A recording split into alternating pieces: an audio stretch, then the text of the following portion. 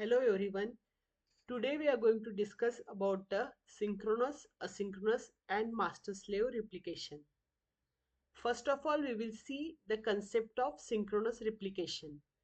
When you are considering the creation of data replicas and propagating it to all replicas with acknowledgement, then we are considering that it is the synchronous replication. It will ensure the success of right operation. Here we are considering the guarantee of strong consistency, but we are considering the introduction to the higher latency, and we are considering the few potential performance bottlenecks to be introduced. Now we will see the various recommendations for synchronous replication. Firstly, for the applications which require strong consistency, therein synchronous replication is mostly used. Here we are considering the maintenance of strict consistency across different replicas. Applications can be financial systems, stock trading platforms, or critical data storage, where inconsistency can have severe consequences. Also, environments with lower write throughput requirements, therein the synchronous replicas are applicable.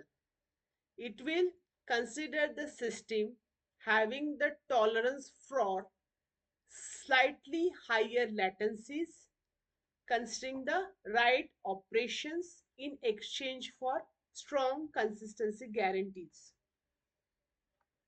Diagrammatically, synchronous replication can be represented as shown here.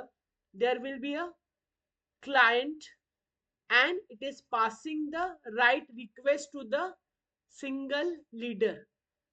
The leader will first write locally and will send the response to the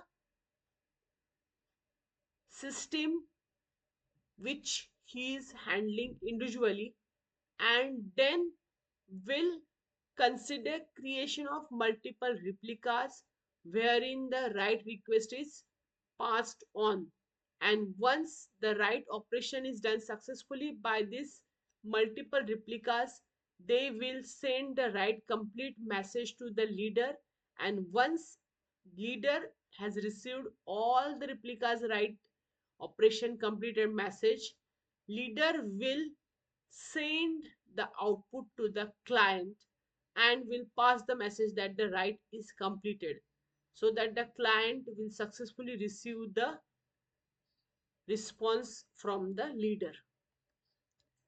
Next, asynchronous replication. Asynchronous replication will allow the primary replica to have the acknowledgement for the right operation immediately without waiting for all replicas to replicate the data.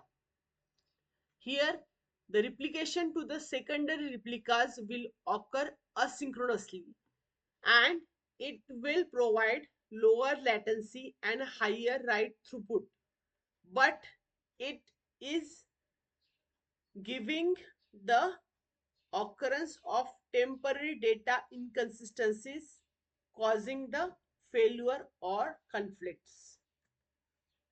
Diagrammatically, here the client will send the write request to the single leader, which will write locally and will pass its output immediately to the client. After that, replicas will be created by the leader and passing the write request to all the replicas. Replicas will perform their work and will pass their write complete message to the leader. Recommendations for the asynchronous replication can be applications which prioritize the high write throughput. Instance can be social media platforms, content sharing systems, or high traffic websites where Low latency writes are crucial for the user experience. Also, environments which accept the eventual consistency therein, asynchronous replications are used. Lastly, the master slave replication. It is again considered as the active passive replication. Here we are making use of the databases to keep the multiple copies of the same data, and it is considering it in a synchronous format across various servers. This will help the system to have the resilience and will facilitate the efficient data distribution across multiple nodes in a distributed data environment. Master server will act here as a central hub, and it will diligently do the recording for each and every update made to our data. At the same time, the slave server will silently observe and will replicate the every update in real time. Here we are making sure that whenever the master stumbles, data will remain safe and sound with the slave. Working of master slave replication. First important component is initialization. During this phase, consistent snapshot of master database is created. It will represent the state of database at a particular time period and will consider the starting point for replication of slave servers. Next component is log shipping. Here the various updations like insert, delete, update will occur on the master database. These updations are recorded in form of binary logs or transaction logs, and these logs are then sent or passed to the slave servers for making the synchronization of them with the master node. This way of keeping the multiple databases in sync will help for the log shipping.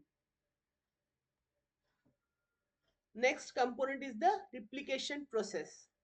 The binary log will contain the updations which are shipped from the master server to the slave servers. Here, exact mimic of the master server data is done to the slave servers. Various methods are used for this process. Instance can be MySQL's binary log replication or Postgres SQL WAL, write ahead log shipping. Last component is the apply changes. Each slave server will independently apply the received changes to its own database copy. This is done in the same order in which they were updated or committed on the master, and it will ensure the data consistency. References for this synchronous, asynchronous, and master slave replication is as represented here. Thank you all.